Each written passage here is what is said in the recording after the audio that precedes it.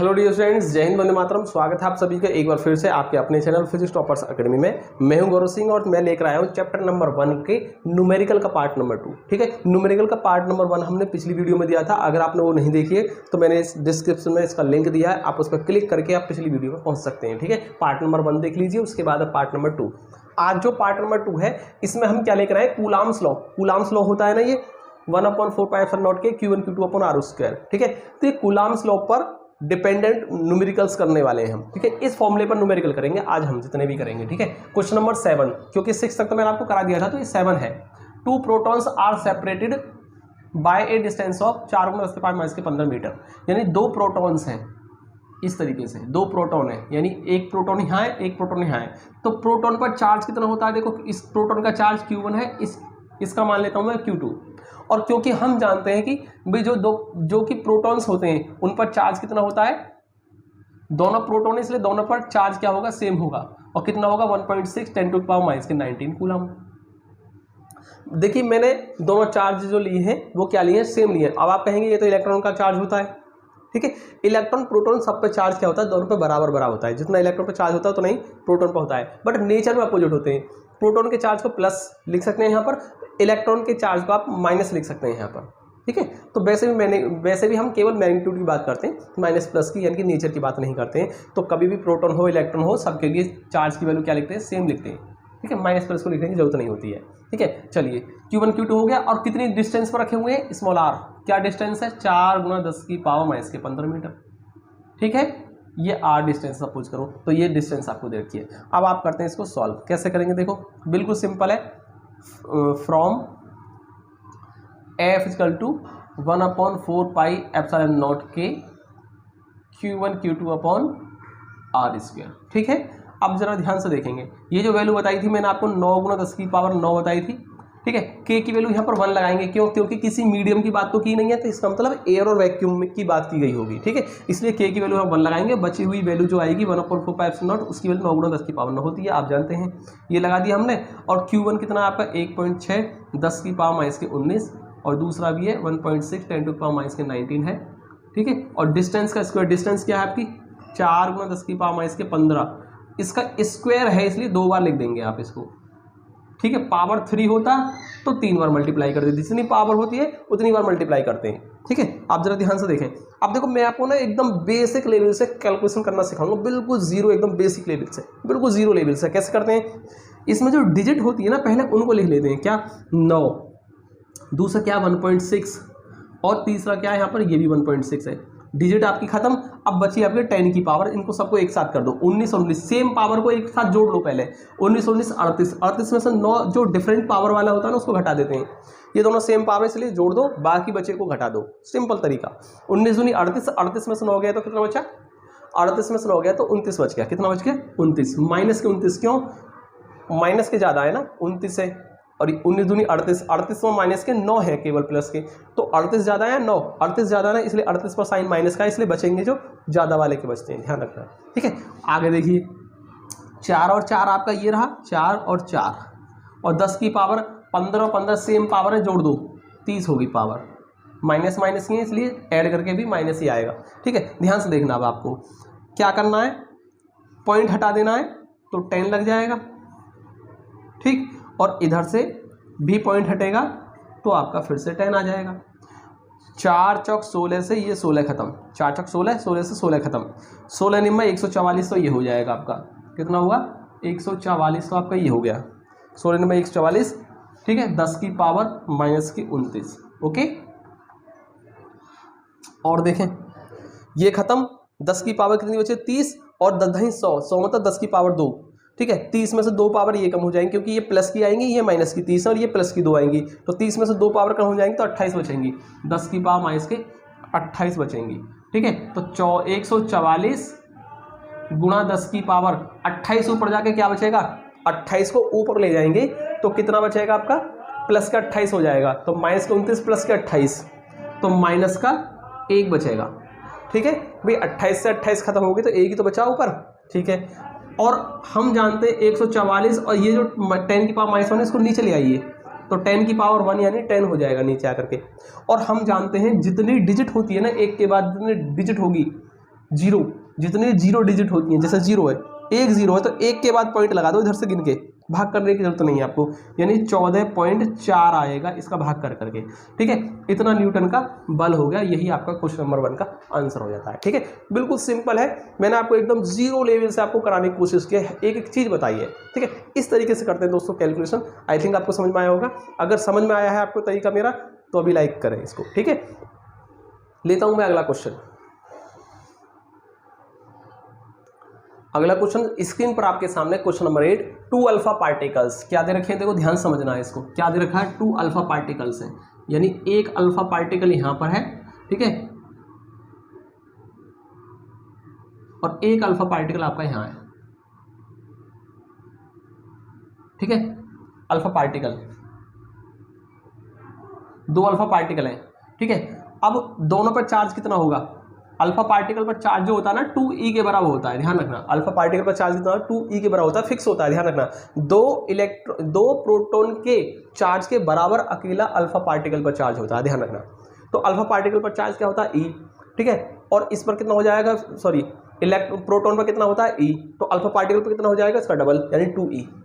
2e मतलब 1.6 10⁻⁻⁹ और 16 दूनी 32 यानी 3.2 10⁻⁻19 कूलाम चार्ज हो गया। इसी तरीके से दूसरा भी क्या आपका अल्फा पार्टिकल, इस पर भी सेम कितना आएगा, 3.2 10⁻⁻19 कूलाम। ठीक है, डायरेक्टली दिया है मैंने इस बार। और दोनों एक दूसरे से कितनी डिस्टेंस पर है, देखो ध्यान से देखना। ये सपोज करो r डिस्टेंस है इनकी, और कितना है 0.1 एंगस्ट्रॉम। एंगस्ट्रॉम का मतलब तो आप समझते होंगे, एंगस्ट्रॉम मतलब क्या है, 10⁻⁻10 मीटर। एंगस्ट्रॉम को 10⁻⁻10 मीटर लिखा जा सकता है। ठीक है, यहाँ पॉइंट आ गया तो इसको पॉइंट को हटाकर 10 आ गया, तो कुल मिलाकर कितना होगा, एक 10 ऊपर जाकर के -1 हो जाएगा, 10⁻⁻1 यानी 10 और 1 ये 10⁻⁻11 मीटर हो जाएगा। इस तरीके से हमने क्या निकाल लिया, आर की वैल्यू भी निकाल ली, मीटर में कन्वर्ट कर लिया। देखो कूलाम में मीटर में, यानी एसआई सिस्टम में ले लिया सबको एक साथ। अब पहले इनको क्या करना है, देखो सबसे पहले आपको क्या करना है, इलेक्ट्रोस्टैटिक फोर्स बताना है सबसे पहले। तो दोनों चार्जेस के बीच में सबसे पहले बताना आपको इलेक्ट्रोस्टैटिक फोर्स। ठीक है, और फिर इन दोनों, देखो अल्फा पार्टिकल है, अल्फा पार्टिकल पर मास भी तो होता है, और जब दो मास पास पास में होते हैं तो उनके बीच में ग्रेविटेशनल फोर्स भी लगता है। इसका मतलब चार्ज है तो इनके बीच में आपको इलेक्ट्रोस्टैटिक फोर्स तो लगेगा, वो फाइंड करना है। दूसरा, दोनों पार्टिकल्स पर क्या होगा, मास होगा, और दो मास के बीच में क्या लगता है, ग्रेविटेशनल फोर्स लगता है। तो अब आपको क्या करना है दूसरे पार्ट में, कि आपको ग्रेविटेशन फोर्स निकालना है, और उस ग्रेविटेशन फोर्स को बताना कितने गुना होगा, वो कितने टाइम्स होगा या कितने गुना होगा इलेक्ट्रोस्टैटिक फोर्स का, ये है ना। एक तरीके से आपको इलेक्ट्रोस्टैटिक फोर्स और ग्रेविटेशन फोर्स में कंपैरिजन भी करना है एक तरीके से। ठीक है, ये सेकंड पार्ट में करना है। तो पहले पार्ट नंबर 1 करेंगे कि आपको इलेक्ट्रोस्टैटिक फोर्स निकालना है। ठीक है, तो आप क्या करेंगे, सॉल्यूशन कैसे करेंगे, हम जानते हैं F बराबर 1/4 पाई एप्सिलॉन नॉट, क्योंकि इसमें किसी मीडियम की बात नहीं की गई है। ठीक है, इसलिए आप एयर और वैक्यूम के लिए करेंगे, जो कि क्या होता है यहाँ पर K की वैल्यू 1 हो जाती है वहाँ पर। ठीक है, और Q1 Q2/r² ये फॉर्मूला हो जाता है हमारा। और यहाँ इसकी वैल्यू हम जानते हैं 9 × 10⁻9 होता है, और Q1 की वैल्यू कितनी है आपको 3.2 10⁻⁻19, Q2 भी आपका सेम है, और डिस्टेंस का स्क्वायर, डिस्टेंस कितनी है 10⁻11। ओके, ठीक, अब इसको सॉल्व कर दीजिए। कैसे करेंगे, देखो मैंने आपको बता रखा है कैसे, मैंने आपको तरीका बता रखा है बिल्कुल सिंपल सा।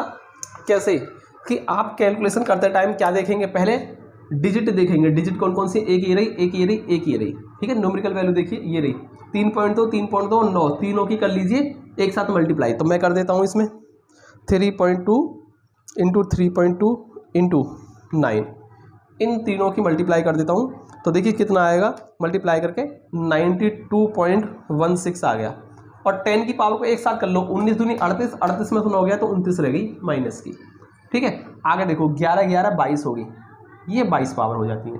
ठीक है, आगे देखिए जरा, इसको मैं यहाँ कर देता हूँ F, एक तरीके से ना आप एक काम कर लो, FE कर लो इसको, क्योंकि इलेक्ट्रोस्टैटिक फोर्स की बात कर रहे हैं, FE से रिप्रेजेंट कर देते हैं। ठीक है, क्योंकि दूसरा क्या आएगा, ग्रेविटेशन फोर्स आएगा, वहाँ भी F आएगा हमारा। ठीक है, इसलिए हम इसको F ही कर देते हैं ताकि आपको पता रहे इलेक्ट्रोस्टैटिक फोर्स है ये। इसमें 92.16 जैसे ही दे रखा है ना, 10 की पावर को एक साथ कर लो, तो 10 की पावर 22 है ना, इसको ऊपर ले जाकर प्लस का 22 हो जाएगा, 29 में से 22 जाएगा तो कितना बचेगा 29 में से 22 गया तो 7 रह गई, कितनी रह गई 10 की पावर -7 रह जाती है पावर। और हमने आपको बता रखा है कि पॉइंट हमेशा ए डिजिट के बाद में देना है आपको लगा करके फाइनल आंसर में। तो इस पॉइंट को आप 9 के पास लाएंगे खींच करके, कहाँ लाएंगे 9 के पास लाएंगे, ठीक है। अब जरा ध्यान से देखें, जब पावर इधर को लाते हैं ना, इधर को अपनी तरफ को खींचते हैं, यहाँ से अपनी तरफ को खींचते हैं, इसलिए पावर में प्लस कर देते हैं। कितना करेंगे प्लस करेंगे, यहाँ पे प्लस साइन लगाएंगे। और कितना स्थान खिसकाया आपने यहाँ से हटाकर 9 के पास लाए आप इसको, यानी एक स्थान खिसकाया, इसलिए 1 पावर। अगर आप इसको यहाँ ला रहे होते तो 1 2 तो आपका 2 आ जाता है यहाँ पर। सपोज करो यहाँ से ला रहे होते आप 9 के बाद, ठीक है, 9 के बाद यहाँ लाना था यहाँ से, तो 1 2 3 स्थान खिसकाते, फिर यहाँ 3 पावर हो जाती। इस तरीके से ध्यान रखना आपको, पावर कैसे करनी है चेंज इस तरीके से। तो 9.216 और 10 की पावर कितना बचा, 7 में से गया 6 पावर रहेगी, इतना न्यूटन का फोर्स लगेगा। तो ये है आपका पहले पार्ट का आंसर। ग्रेविटेशन फोर्स निकालेंगे हम सेकंड पार्ट में। इतना समझ में आया आपको, ठीक है। चलिए मैं करता हूं इसका सेकंड पार्ट।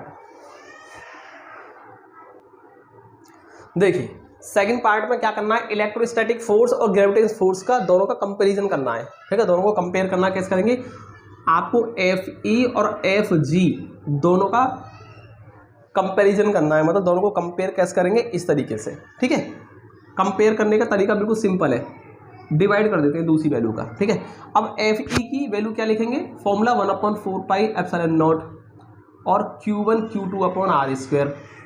इसी तरीके से ग्रेविटेशन फोर्स का फॉर्मूला क्या होता है, F = G m1 m2/r², ये होता है, ठीक है। r² से ना r² खत्म, ओके। आप जरा ध्यान से देखेंगे, 1/4πε0 आपका 9 × 10 की पावर 9 होता है। Q1 Q1 की वैल्यू आपकी कितनी है 3.2, 10 की पावर -19। इसी तरह से Q2 कितना आपका, इसको ना यहाँ ना लिखकर मैं नीचे लिख रहा हूँ, ये वैल्यू आ गई आपकी 9 × 10 की पावर 9। Q1 की वैल्यू 3.2 10 टू पावर -19 और ये भी आपकी 3.2 10 टू पावर -19, ठीक है। आगे देखिए r² खत्म हो गया, इधर क्या बचेगा g की वैल्यू क्या होती है, कैपिटल G की वैल्यू होती है 6.67 × 10 की पावर -11, ये होती है न्यूटन मीटर स्क्वायर पर किलोग्राम स्क्वायर, ठीक है। तो G की वैल्यू आ गई -11 आ गई पावर। और देखो m1 m1 क्या है, अल्फा पार्टिकल का मास, m2 अल्फा पार्टिकल का मास, ठीक है। तो दोनों सेम होंगे m1 m2 क्योंकि दोनों अल्फा पार्टिकल है। और अल्फा पार्टिकल का मास क्या होता है, फिक्स होता है, और कितना होता है 6.6 × 10 की पावर -27 किलोग्राम होता है एक अल्फा पार्टिकल पर मास, ठीक है। तो दूसरे पर कितना होगा, सेम होगा 6.6 10 की पावर -27, इस तरीके से, ठीक है। अब जरा ध्यान से देखेंगे, इसको मैं यहाँ सॉल्व कर रहा हूँ। अब आप क्या करेंगे, सेम वही पैटर्न 3.2 3.2 और 9 तीनों की मल्टीप्लाई करेंगे, ठीक है। 3.2 3.2 और 9, तो मैं कर देता हूँ यहाँ पर। तो ये वही आएगा 92.16, पिछली बार हमने किया था, कितना आएगा 92.16 आएगा, ठीक है, तीनों की मल्टीप्लाई करके। और 10 की पावर कितनी हो जाएंगी, एक साथ कर दो, 19 19 38, दोनों सेम है ना, इसलिए दोनों को जोड़ दिया 38 में से 9 गया तो 29 पावर रहेगी, ठीक है। चलिए अब इधर देखो 6.67 6.6 6.6, इन तीनों की मल्टीप्लाई कर देंगे अब हम, 6.67 और 6.6 6.6, तीनों की कर देते हैं मल्टीप्लाई, ये आएगा 290.54 और 10 की पावर एक साथ कर देंगे, कितना होगा देखो 27 और 27 54 55, यानी कि 65 आ गई, माइनस की 65 पावर आ गई, ठीक है। 65 आएंगे, आप करके देख लो, 27 में 54 और एक 55 और 10 65 आएंगी, ठीक है। अब ना आप एक काम करो, 92.16 में 290.54 का भाग कर लो आप, तो देखो कैसे करेंगे, 92.16, ठीक है। इसमें भाग करना है हमें किसको, 290.54, तो ये आएगा हमारा 0.31, ठीक है, 0.317, ओके। और 10 की पावर कर दो एक साथ, देखो 65 ऊपर जाके प्लस के 65, तो 65 में से 29 माइनस की घट जाएंगी, 65 में से ना 29 घटा दीजिए आप, तो घटा लेंगे हम पावर, 65 पावर में से 29 पावर ऊपर जाके कम हो जाएंगी, ये बचेगा 36 पावर, और काय की बचेंगी, प्लस की बचेंगी, 36 पावर बचेंगी आपकी, ठीक है। अब जरा ध्यान से देखो, मैंने आपको पॉइंट को कहाँ बताया था, एक संख्या के बाद में, यानी 3 के बाद में पॉइंट को लगाना है, यानी पॉइंट को इस बार दूर की ओर खिसकाना आपको। पिछली बार क्या था, पॉइंट को आप अपनी ओर खींच के लाए थे, लेकिन अब क्या करना, पॉइंट को दूर की तरफ धकेलना है आपको। जब पॉइंट दूर की तरफ धकेलना होता है तो हम माइनस का साइन लगाते हैं। कैसे, पॉइंट कहाँ आएगा, 3 के बाद, तो ये हो जाएगा 3 पॉइंट एक साथ हो जाएगा कुछ। पॉइंट जब यहाँ आएगा तो ये आ जाएगा 10 की पावर 36 है ही आपका। दूर की तरफ खिसकाना है इसलिए माइनस लगाएंगे इस बार। अगर इधर को पास की तरफ लाना होता तो प्लस, अपनी ओर खिसकाते हैं तो प्लस, ठीक है। इस बार दूर को करना, अपने से दूर खिसकाना है, ठीक है। ऐसे याद रखो, अपने से दूर की तरफ करना है, यानी माइनस कर दो। और कितने स्थान खिसकाया आपने पॉइंट को, आपने पॉइंट यहाँ लाए हैं, आप इसको पॉइंट को खिसका कर, यानी एक स्थान खिसकाया आपने, इसलिए 1, ठीक है। आगे देखो 3.17, 10 की पावर कितना हुआ, 36 में 1 गया तो 35, इतने टाइम्स हो जाएगा ये। यानी कि जो इलेक्ट्रिक फोर्स जो होगा ना, ठीक है, इलेक्ट्रोस्टैटिक फोर्स जो होगा, यानी सॉरी ग्रेविटेशन फोर्स जो होगा इलेक्ट्रिक फोर्स का इतने टाइम्स होगा, ठीक है, ओके, इतने टाइम्स आएगा, यही आपका आंसर हो जाएगा, ठीक। एक बार मैं आंसर भी चेक कर लेता हूं, ठीक है, 3.15, चलो कोई नहीं, 3.17, 3.15, कैलकुलेटर से पूरी डिजिट लिखोगे तो ना जाएगा, 3.1 आ रहा है, ठीक है, कोई दिक्कत नहीं, ठीक है, 3.1 आ रहा है और 10 की पावर 35 टाइम्स, ठीक है आपका आंसर, ठीक है। अब देखिए इस तरीके से किया है मैंने, आपको एकदम जीरो लेवल से समझाने की कोशिश की है, बिल्कुल सिंपल तरीके से, ठीक है, आप कर सकते हैं आराम से। आज की वीडियो में सिर्फ मैं 2 ही क्वेश्चन रहने देते हैं हम, क्योंकि काफ़ी लेंथी क्वेश्चन थे हमारे और इम्पोर्टेंट भी थे, ठीक है। ज़्यादा क्वेश्चन कराऊंगा तो वीडियो लेंथी हो जाएगी, ठीक। आप आज 2 कीजिए, उसके बाद मैं नए क्वेश्चंस अगली वीडियो में लेकर आऊँगा।